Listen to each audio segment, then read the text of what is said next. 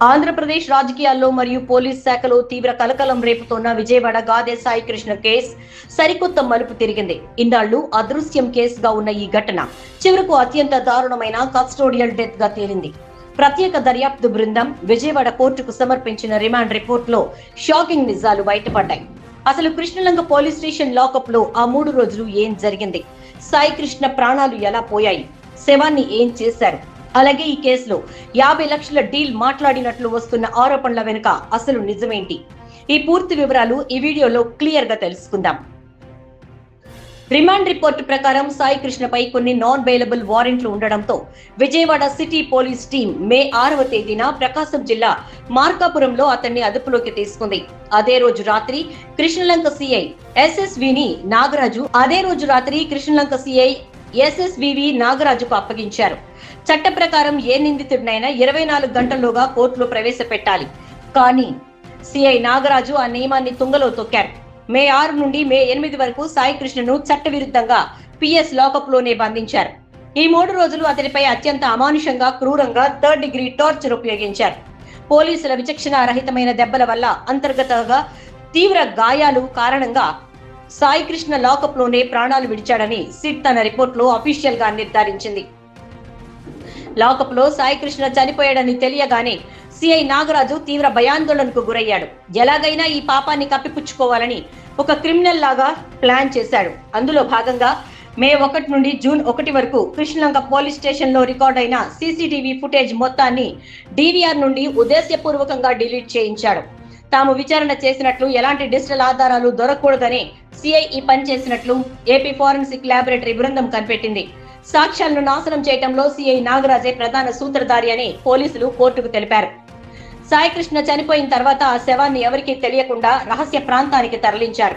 ఈ కేసులో అత్యంత దారుణమైన విషయం ఏంటంటే సాక్ష్యాలు అసలు దొరకకూడదని సాయి కృష్ణ మృతదేహాన్ని ఎక్కడో గుర్తు తెలియని చోట పూర్తిగా తగలబెట్టి బూడిద చేసి మాయం చేసేశారు. సాయి కృష్ణ మరణించి ఇన్ని రోజులవుతున్నా ఇప్పటి వరకు కనీసం అతడి మృతదేహం కూడా లభించలేదు. శవాన్ని ఎక్కడ పూడ్చారు లేదా ఎక్కడ తగలబెట్టారు అనే విషయాలపై నిందితుడైన సిఐ నాగరాజు నోరు విప్పడం లేదు. దర్యాప్తుకు ఏమాత్రం సహకరించడం లేదు. దీంతో మృతదేహాన్ని వెలికి తీసేందుకు సిఐని పోలీస్ కస్టడీకి ఇవ్వాలని సిట్ కోర్టును కోరింది. ఈ కేసులో దర్యాప్తు బృందం Krishnalanka police station sub inspector మరియు మహిళా కానిస్టేబుళ్లతో సహా మొత్తం 17 మంది సాక్షులను విచారించింది.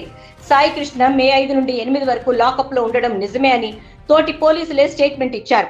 అలాగే మే 8న సాయి కృష్ణ తల్లి పిఎస్ కు వెళ్లినప్పుడు కొడుకు కాళ్లు కట్టేసి స్పృహలేని స్థితిలో తీవ్ర గాయాలతో పడి ఉండడం, లోపల నుండి అతడి అరుపులు వినడం తానే స్వయంగా చూశానని వాంగ్మూలం ఇచ్చారు. ఇదే సమయంలో రాజకీయంగా మరో పెద్ద బాంబు పేలింది.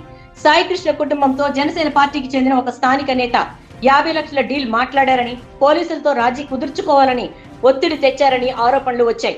అయితే దీనిపై సదరు జనసేన నేత అమ్మిశెట్టి వాసు స్పందిస్తూ తాను మానవతా దృక్పథంతో బాధితులకు అండగా ఉండటానికి, అసలు ఏం జరిగిందో తెలుసుకోవడానికే వారింటికి వెళ్లారని, ఎలాంటి డీల్స్ లేదా ఆర్థిక లావాదేవీల గురించి మాట్లాడలేదని ప్రెస్ మీట్ పెట్టి క్లారిటీ ఇచ్చారు.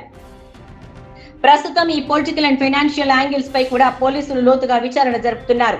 సాయి కృష్ణ అదృశ్యంపై కుటుంబ సభ్యులు హైకోర్టులో హెబియస్ కార్పస్ పిటిషన్ వేసినప్పుడు కూడా నిందితుడు తమ కస్టడీలోనే ఉన్నాడని నిజాన్ని దాచిపెట్టి వెతుకుతున్నామంటూ సిఐ నాగరాజు హైకోర్టును, ప్రభుత్వాన్ని నమ్మించి మోసం చేశారు. ఈ రిమాండ్ రిపోర్టును పరిశీలించిన విజయవాడ కోర్టు సిఐ నాగరాజుకు 14 రోజుల జ్యుడిషియల్ రిమాండ్ విధించడంతో ప్రస్తుతం అతన్ని రాజమండ్రి సెంట్రల్ జైలుకు తరలించారు. రక్షించాల్సిన ఖాకీలే భక్షకులుగా మారి ఒక యువకుడిని లాకప్ లో కొట్టి చంపడం, సాక్ష్యాలు లేకుండా శవాన్ని తగలబెట్టడం, ఈ అంశాలన్నీ ఏపీ వ్యాప్తంగా సంచలనం రేపుతున్నాయి.